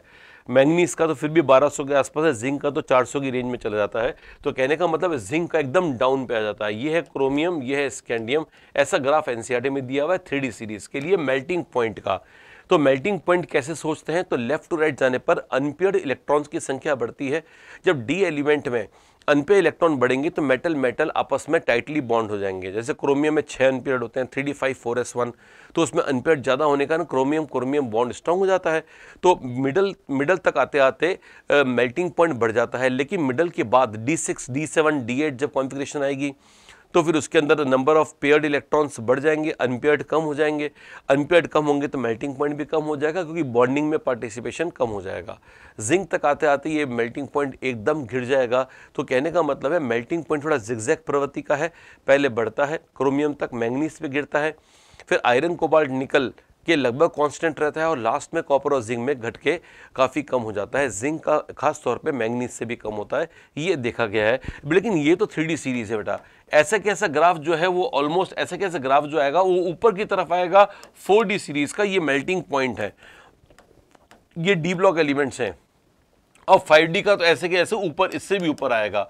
तो 3D 4D और 5D ये ग्राफ लगभग एक ही सिमेट्री के होते हैं, लेकिन 3D के ऊपर 4D होता है, 4D के ऊपर 5D होता है, ठीक है ना। कुछ एलिमेंट्स के अंदर क्रॉसओवर देखा जाता है, क्रॉसओवर का मतलब 3D 4D 5D आपस में क्रॉस करते हैं, कुछ क्रॉस करते हैं, लेकिन ज़्यादातर एलिमेंट्स के अंदर 3D 4D 5D में 5D वालों का ये है 3D, नीचे 4D और 5D वालों का मेल्टिंग पॉइंट ज़्यादा होता है। जनरली ऐसा ही रहता है।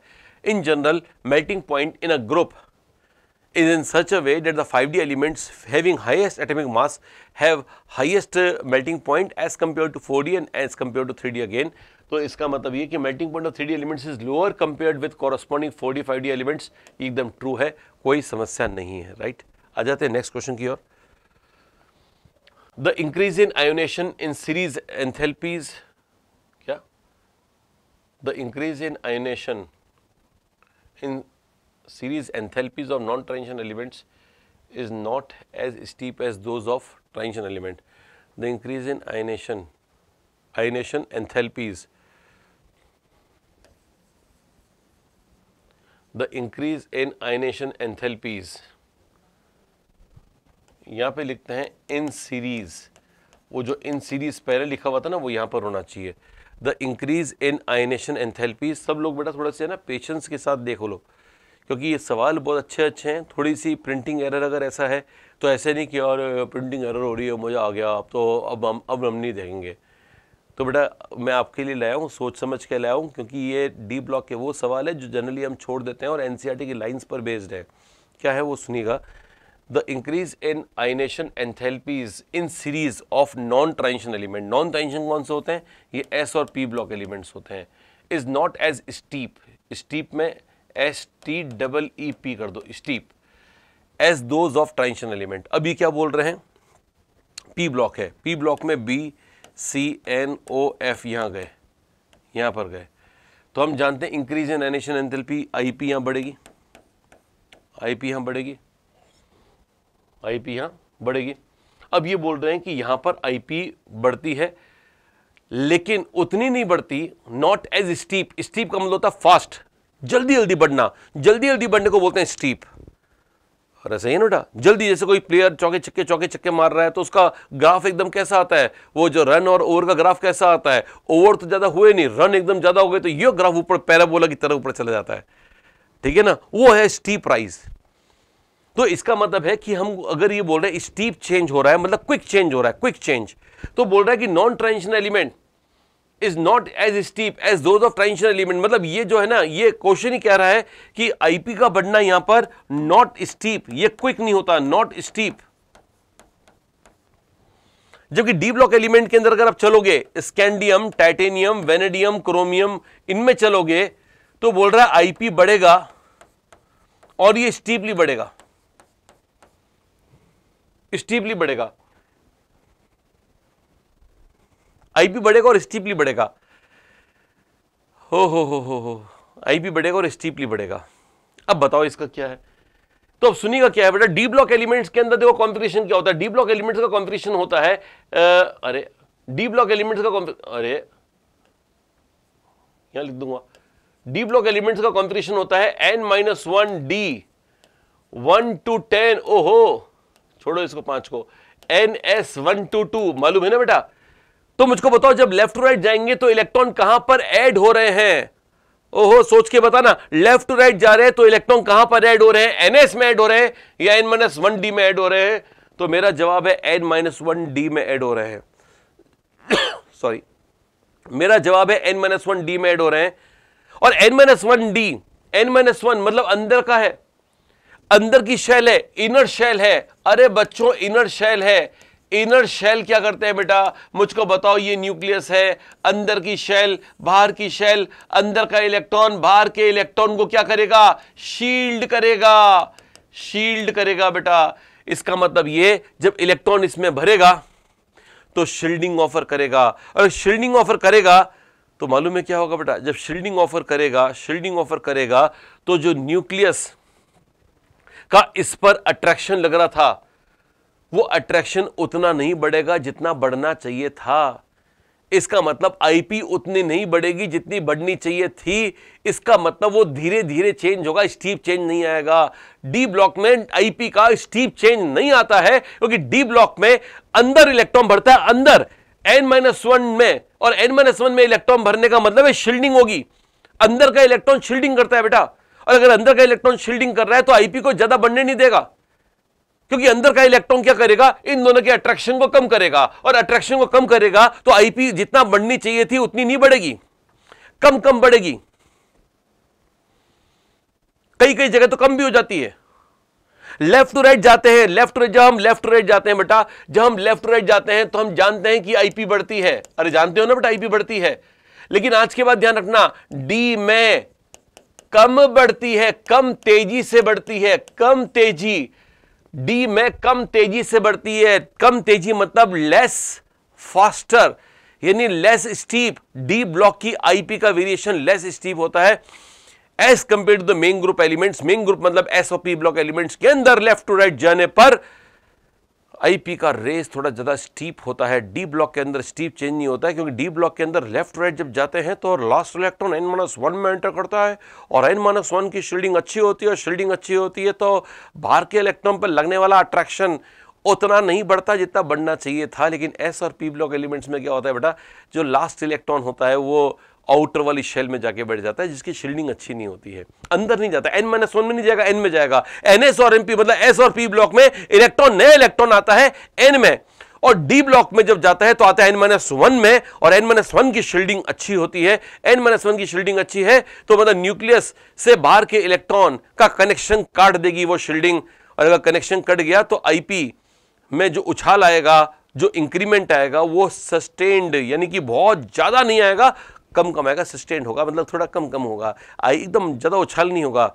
जैसे आजकल सोने के भाव हो रहे हैं, एक दिन 90 होता है तो अगले दिन 92, फिर अगले दिन 94, ऐसा लग रहा है कि कोई घोड़ा है जो बार बार छलांगे लगाता जा रहा है। वैसी स्टीप चेंज नहीं आता है डी ब्लॉक के अंदर। डी ब्लॉक के अंदर धीमा, D for D block, D for धीमा, धीमा धीमा आईपी बढ़ेगा, धीमी धीमी आईपी बढ़ेगी।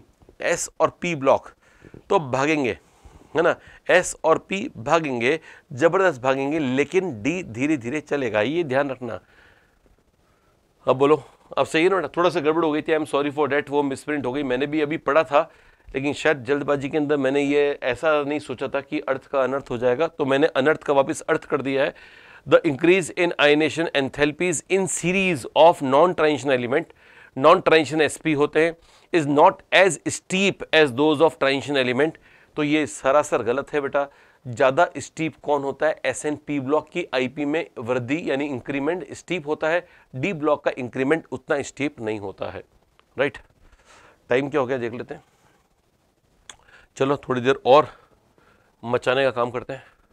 19वां, चलो ये अपने आप ट्रेडिशनल डी ब्लॉक एलिमेंट के सवाल आ गए। अभी तक तो एनसीईआरटी से एकदम स्ट्रिक्टली एक लाइन पे से मैंने सवाल बना के दिए थे। ये वो सवाल है जो जनरली हम पूरा डी ब्लॉक पढ़ते हैं लेकिन ये मालूम नहीं होता है, ठीक है ना। तो वो मैंने दे दिए हैं, तो उससे शायद आपकी जो भी आप प्रैक्टिस कर रहे हो, अपने तैयारी कर रहे हो, प्रिपरेशन कर रहे हो, उसमें थोड़ी सी एज आपको मिल जाएगी, ठीक है ना। ऐसा मत सोचिएगा कि बस ये करने के बाद चले जाएंगे तो सब कुछ हो जाएगा, वैसा नहीं, ठीक है ना। डी ब्लॉक जो आपने साल भर पढ़ा है वो पढ़ो, उसके बाद में इनसे ये वाला जो मैंने टॉपिक बताया उनसे आप उसको और पूरा करने का प्रयास करो। मैं जो सवाल दूंगा आज वो मैं उस पर डाल दूंगा, क्या बोलते हैं, टेलीग्राम पे डाल दूंगा, तो आप टेलीग्राम से पूरी पीडीएफ देखकर और उनको अपने आप भी उनको याद करने का प्रयास करना। मान लो कुछ सवाल आज रह गए तो ऐसे नहीं कि यहाँ पर रह गए तो आपके भी रह गए, आपके नहीं रहने चाहिए, आपको वो करने हैं, राइट। हाँ, ये जरूर है कि मैं आज जो स्लाइड बना कर लाया हूँ ना, जो आज स्लाइड बना कर लाया हूँ, वो मैं कुछ ऐसे पॉइंट्स भी लेकर लाया हूँ, जैसे ये तो क्वेश्चंस हो गए है ना, ये तो 38 क्वेश्चंस हो गए। 38 क्वेश्चंस में से अभी हमने कितने किए, अभी हमने 18 किए हैं, और कर लेंगे अभी तो कम ही किए, 18 किए अभी तो, फिर अभी अपन और भी करेंगे, करते हैं। अभी थोड़ी बात करता हूँ आपसे पहले, तो क्या है ना, ये मैं कुछ एग्जाम्पल, ये ऐसे एनसीईआरटी कुछ एग्जाम्पल लाया हूँ, ये एग्जाम्पल लिखे हुए एनसीईआरटी के इंटेक्स क्वेश्चंस हैं, ये ऑक्सीडेशन स्टेट के बारे में बता रखा है। तो जो जो मुझको इंपॉर्टेंट लगता है वो सारा मैं लेकर आ गया ताकि आपको बता सकूं कि आपको क्या क्या पढ़ के जाना है, ठीक है ना। ये टेबल हुई, ये टेबल हुई, ये सब की सब है, ये सब आपको टेलीग्राम पे मिल जाएगा।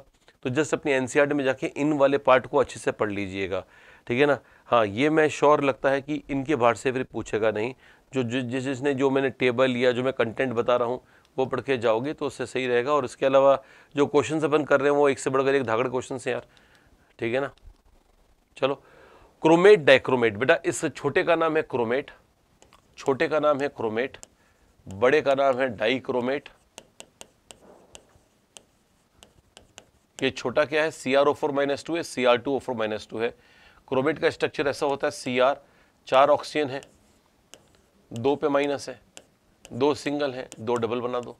डाइक्रोमेट में 7 ऑक्सीजन है, तो जो 7 ऑड नंबर है, तो ऑड नंबर जब भी होता है ना तो एक ऑक्सीजन बीच में आएगा। 6 ऑक्सीजन बच गए तो 3 ऑक्सीजन यहाँ लगा दो हवा में, 3 ऑक्सीजन यहाँ हवा में लगा दो। -2 पर है तो एक माइनस यहाँ लगा दो, एक माइनस यहाँ लगा दो। सिंगल सिंगल कर दो, डबल डबल कर दो, डबल डबल कर दो। ऐसा करने पर ये स्ट्रक्चर आ गया, ठीक है ना, क्रोमेट डाइक्रोमेट। तो क्या ध्यान रखोगे, क्रोमेट में कितने प्रकार के CrO बॉन्ड हैं? जवाब है 2 प्रकार के CrO बॉन्ड हैं।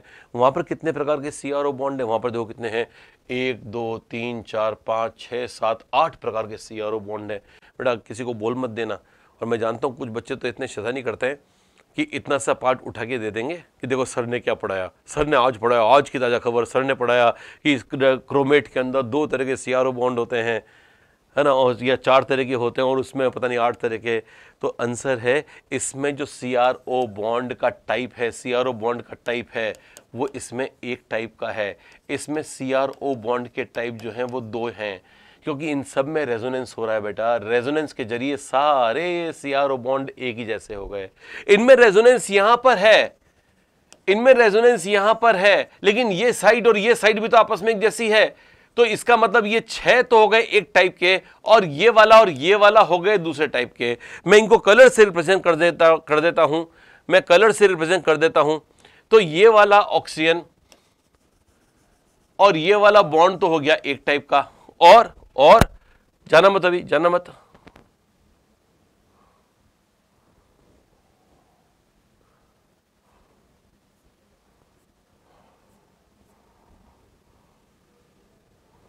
हाँ, और ये वाला बॉन्ड, ये और ये और ये बढ़िया लग रहा है ना यार, रंग बिरंगा प्यारा डाइक्रोमेट, रंग बिरंगा डाइक्रोमेट है ना, अच्छा लग रहा है। तो 6 बॉन्ड एक टाइप के हो गए और ये 2 बॉन्ड एक टाइप के हो गए। तो कुल कितने प्रकार के बॉन्ड है? इसमें 2 टाइप के बॉन्ड हैं। इसमें क्या है, इसमें सब में रेजोनेंस है, तो यहाँ भी रेजोनेंस, यहाँ भी रेजोनेंस, यहाँ भी रेजोनेंस, यहाँ भी रेजोनेंस, तो इसमें एक टाइप के बॉन्ड है, ठीक है ना। तो ये बात ध्यान रख लीजिएगा, अच्छा सवाल है ये। एनीवेज बात ये है कि क्रोमेट को डाइक्रोमेट में कैसे चेंज करोगे, तो आपको ध्यान रखना है बेटा, आपको ध्यान रखना है एक बात। हाँ बच्चों, आपको ये बात ध्यान रखनी है कि क्रोमेट बेसिक में स्टेबल होता है, येलो कलर का होता है। डाइक्रोमेट Cr2O7-2 एसिडिक मीडियम में स्टेबल होता है और ये ऑरेंज कलर का होता है। बस अब आपको याद रखना है, बस ये क्या याद रखोगे, क्रोमेट येलो कलर का है और बेसिक मीडियम में स्टेबल है। याद नहीं रहे तो ये वाली बात ध्यान रखना, BOY बॉय, बेसिक मीडियम में orange colour of dichromate will change into yellow of chromate. तो ये तो ऑरेंज कलर का कौन है बेटा, डाइक्रोमेट है ना। ऑडी याद रखना, ऑडी गाड़ी होती है मालूम है ना, ऑडी, तो OD से याद रहेगा, ऑरेंज वाला डाइक्रोमेट है OD, ऑरेंज डाइक्रोमेट OD, याद रहेगा बेटा। तो इसका मतलब है ऑरेंज कलर का डाइक्रोमेट येलो कलर के क्रोमेट में चेंज हो जाता है। बॉय यानी बेसिक मीडियम में ऑरेंज कन्वर्ट्स इनटू येलो। तो बताओ मुझको यहां से यहां जाना है तो बच्चों क्या होना चाहिए, तो ये तो H+ का मीडियम चाहिए इसको, तो H+ दे दो। इसको कौन सा मीडियम चाहिए, OH-, तो बैकवर्ड पे OH- लगा दो।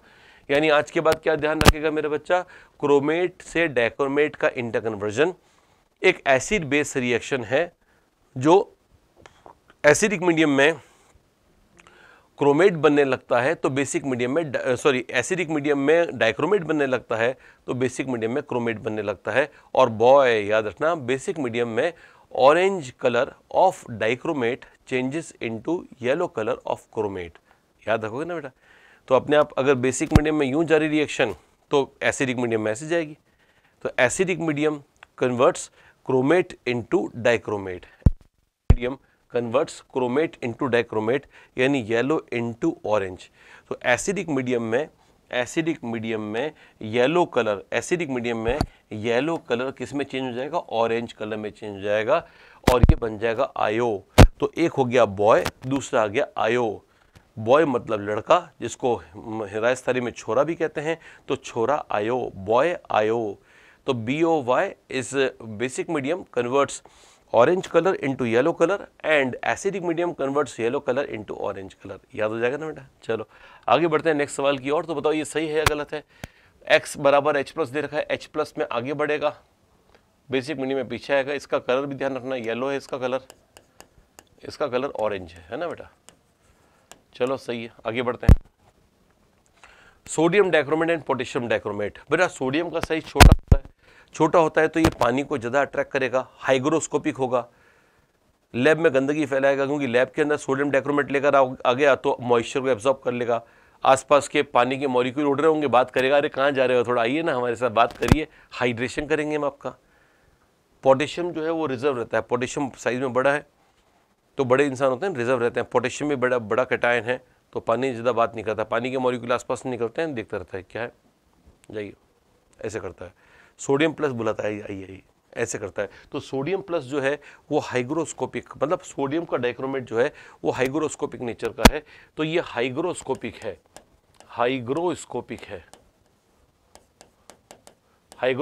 है, यानी कि मॉइस्चर को अट्रैक्ट करता है, यानी कि वाटर सॉल्युबल है ज़्यादा, ये ज़्यादा वाटर सॉल्युबल है ना। पोटेशियम डाइक्रोमेट एकदम उल्टा है, ये नॉन हाइग्रोस्कोपिक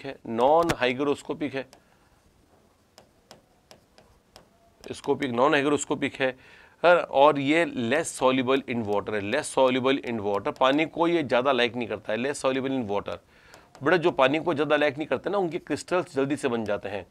अगर आप घर पे पोटेशियम डाइक्रोमेट लेकर आओगे और थोड़ा बहुत पानी डाल दोगे ना, तो थोड़ी देर तक के लिए पानी में रहेगा, है ना। आपका मन रखने के लिए तूने मेरे को पानी में डाला, कोई बात नहीं, ठीक है मैं पानी में तैर लेता हूँ, लेकिन थोड़ी देर बाद जैसे आप इधर उधर हुए वापस आ जाएगा, हाँ पानी से हम हट चुके हैं, हमको पानी ज़्यादा नहीं पसंद, ऐसा करेगा।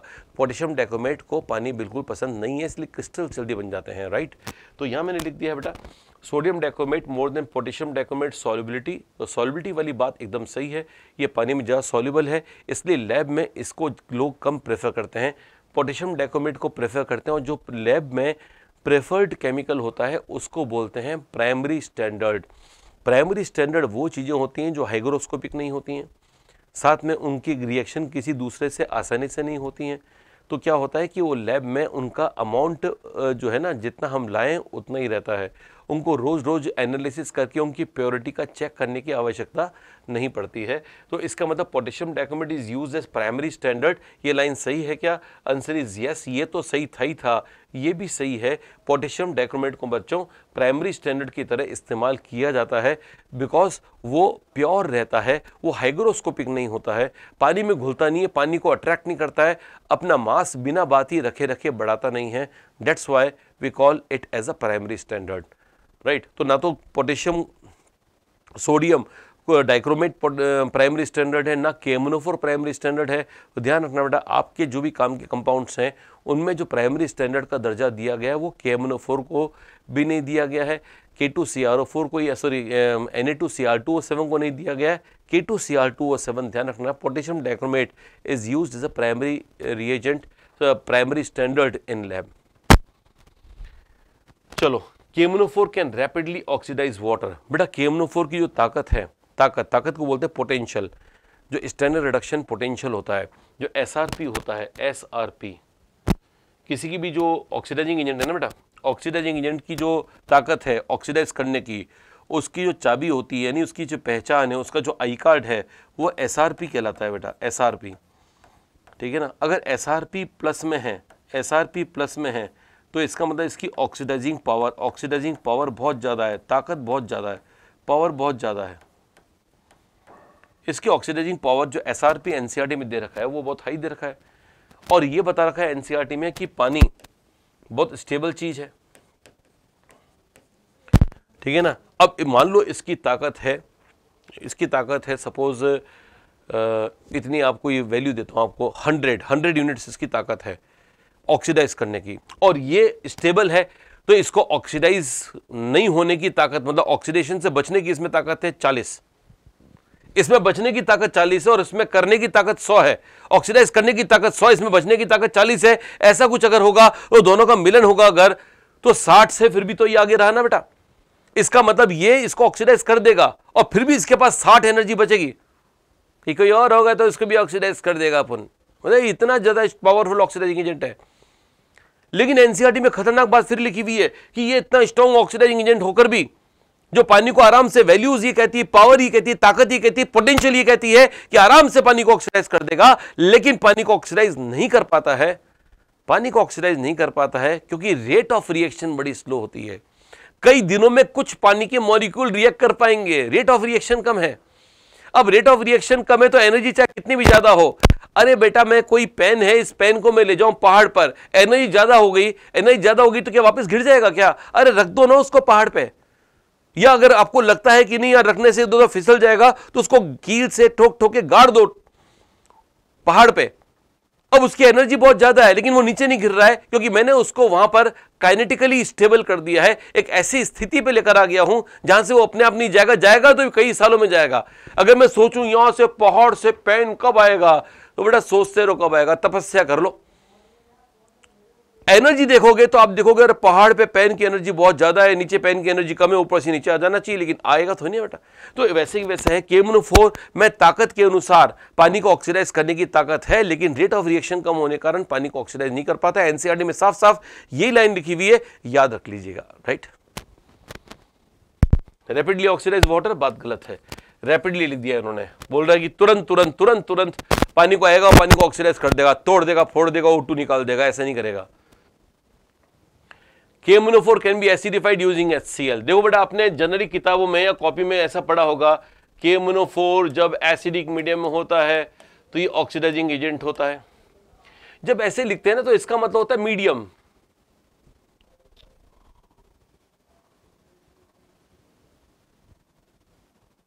जब ऐसे लिखते हैं तो इसका मतलब, अरे यार हाँ ऐसे लिखते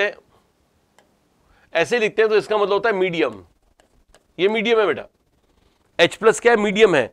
और मीडियम क्या होना चाहिए, रिड्यूसिंग एजेंट होना चाहिए क्या, आंसर है नहीं। ऑक्सीडाइजिंग एजेंट होना चाहिए क्या, आंसर है नहीं। ये कोई भी एजेंट नहीं होना चाहिए। Medium is like a road that allows the transportation without getting reacted.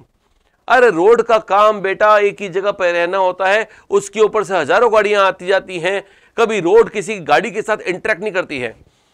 ऐसे नहीं कि किसी ट्रक को पकड़ के बैठ जाए कि रोज यहां से आते आते हो, आज हम भी जाएंगे, कहां जा रहे हैं आप, हम भी चलेंगे घूमने के लिए, ये थोड़ी ना होता है। तो पानी जो होता है, मीडियम जो होता है या जो एसिडिक मीडियम है, वो रोड की तरह वो इंटरेक्शन नहीं करना चाहिए। अगर बेटा ये ऑक्सीडाइजिंग,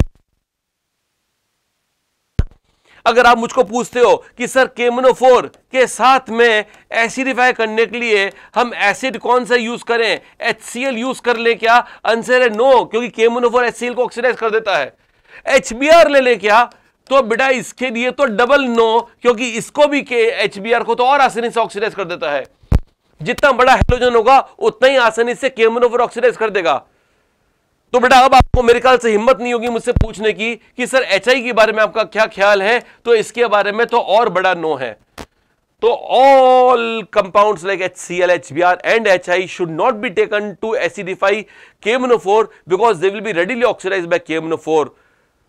और सही है ना बेटा, तो इनको उड़ा दिया जाएगा, देखते ही उड़ा दिया जाएगा, देखते मार देने के आदेश होंगे, ऑक्सीडाइज कर देने के आदेश होंगे, KMnO4 इनको ऑक्सीडाइज कर देगा, इसलिए ये अच्छे नहीं है। तो अच्छा कौन है फिर? दूसरे लोग, H2SO4। H2SO4 दो टाइप का होता है बेटा, एक होता है डाइल्यूटेड, एक होता है कॉन्सेंट्रेटेड। ध्यान रखना आंसर डाइल्यूटेड है, यानी अगर आपको एसिडिफिकेशन ऑफ KMnO4 करना है तो ओनली डाइल्यूट ले लेना H2SO4। अगर आपने गलती कर दी, ओहो गलती कर दी, कॉन्सेंट्रेटेड H2SO4 काम में ले लिया बच्चों, तो शायद Mn2O7 बन जाएगा, और ये शायद नहीं, बनेगा ही बनेगा। ये जो होता है वो ऑयली लिक्विड होता है, ऑयली लिक्विड होता है, और लिक्विड देख के हमें भ्रम होता है, हमें गलत फहमी होती है कि अरे लिक्विड है, अच्छा लिक्विड लग रहा है, और ऑयली ऑयली लिक्विड लग रहा है, बढ़िया लिक्विड लग रहा है। हम इतनी बातें कर रहे होते हैं, उसके बीच में धमाका हो जाता है और हम बातें करते करते बातें करने लायक नहीं रहते, क्योंकि ये वाला कंपाउंड बहुत बड़ा एक्सप्लोजिव है। Mn2O7 इज एन एक्सप्लोजिव, इसलिए ये रिएक्शन हमें लैब में नहीं करवानी चाहिए, क्योंकि लैब में हमारा कोई काम धमाके करना नहीं होता है और आज लैब उड़ा। तो KMnO4 की रिएक्शन कभी कॉन्सेंट्रेटेड H2SO4 से करा मत दीजिएगा, ठीक है ना। ऐसा नहीं कि देखते हैं करके क्या करते हैं, देख क्या होता है ना, थोड़ी सी आवाज़ तो आएगी, थोड़ा सा, अरे कुछ नहीं, आवाज़ आएगी नहीं, आवाज़ आने लायक रहोगे नहीं। तो KMnO4 की रिएक्शन कॉन्सेंट्रेटेड H2SO4 से कभी नहीं करवानी चाहिए, बिकॉज Mn2O7 नाम का एक लिक्विड बनता है जो एक्सप्लोजिव होता है। लिख दीजिएगा एक्सप्लोजिव, राइट। चलो दो क्वेश्चंस रह गए, उसके बाद हम आपसे अलविदा लेंगे, क्योंकि मेरे को डी ब्लॉक में जो मेन चीज़ें करानी थी, जो बच्चे जनरली स्किप कर देते हैं, वो मैंने बता दिया है। उसके बाद मैं नोट्स में सबको दे दूंगा, ज़रूरत पड़ेगी तो अगर आपसे वो नहीं बने, बचा हुआ पार्ट आपसे नहीं बने, तो आप मुझको बोल देना, एक बार और आ जाएंगे, थोड़ी बहुत और बातें कर लेंगे आपसे। मेरे को लगता है कि यार बहुत ज़्यादा अगर मैं ऐसे लेता हूँ कि भैया डी ब्लॉक पूरा की पूरा एक एक लाइन में ले रहा हूँ, तो उससे क्या होगा कि आपका टाइम हो सकता है अनप्रोपोर्शनली वेस्ट हो जाए। तो मैं वो चीज़ें लेकर आता हूँ जो मुझको मालूम है कि अच्छी तरह बच्चे खुद शायद नहीं कर पाए, उनके लिए मैं थोड़ी बहुत हेल्प कर देता हूँ। Reaction of KMnO4 with sodium oxalate is slow initially but become fast later on. बेटा क्या होता है ये देखो, KMnO4 कौन सा एजेंट है? Oxidising agent, plus sodium oxalate है Na2C2O4,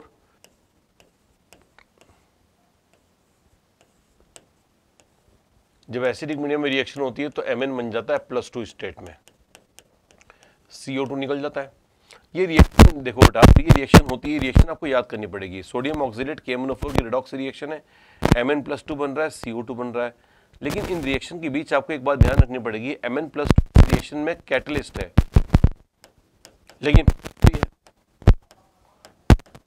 अगर ये प्रोडक्ट भी हो कैटलिस्ट भी है, तो ऐसी चीजों को नाम देते हैं ऑटो कैटलिस्ट। क्या नाम देते हैं बेटा? Auto catalyst.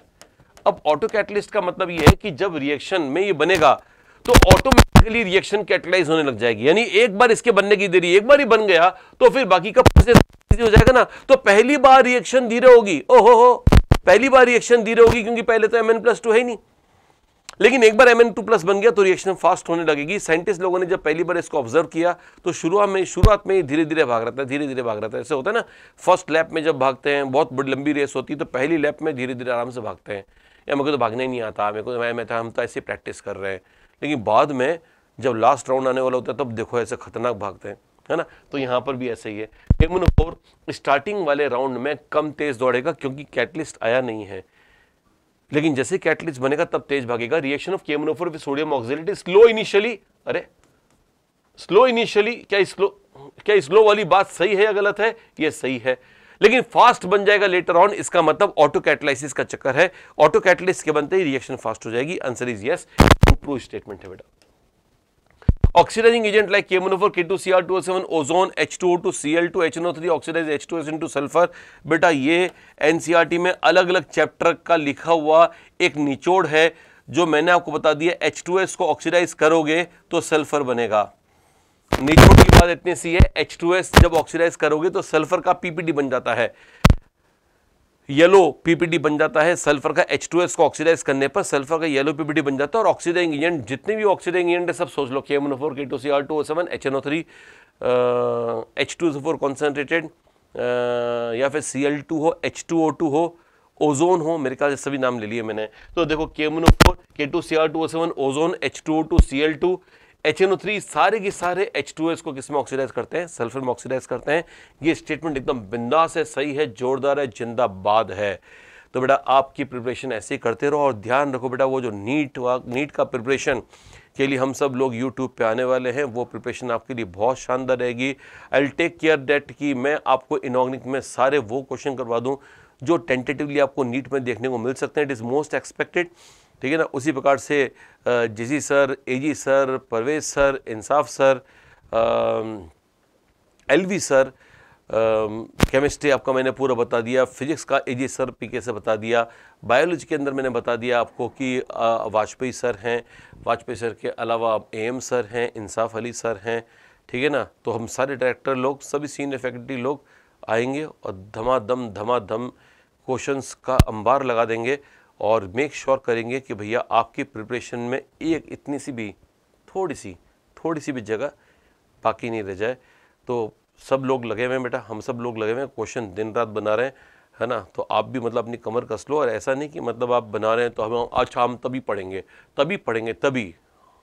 अभी नहीं, ऐसा नहीं। अभी प्रिपरेशन रखो कि हम जब क्वेश्चंस करवाएं तो आपको ऐसा लगना चाहिए यार ये क्वेश्चन मुझको आना चाहिए। 70-80% भी अगर आपको आता है और फिर हमने उसको करने का सिंपल तरीका बता दिया तो आप में बहुत कॉन्फिडेंस बढ़ जाएगा। और हु नोज़ कि जो लोग अभी 600 के आसपास हैं वो 670, 680 के आसपास चले जाएं। जो लोग अभी 660, 670 पे कर रहे हैं हो सकता है आपको टॉप 10 में दिखाई दे जाए। तो this is going to be very very impressive series, है ना। I will recommend you everybody whoever is a serious aspirant of NEET, यानी कि नीट को देने के लिए जो विद्यार्थी बहुत ज़्यादा गंभीर रूप से तैयारी कर रहे हैं, तो गंभीर तैयारी अगर हो चुकी है तो बहुत बढ़िया बात है, उसको भी आप चेक कर लीजिएगा। जिसकी तैयारी गंभीर नहीं हुई है तो गंभीर बन जाओ और इससे आपकी तैयारी में गंभीरता का 4 चांद लग जाएंगे, मज़ा आ जाएगा, ठीक है ना।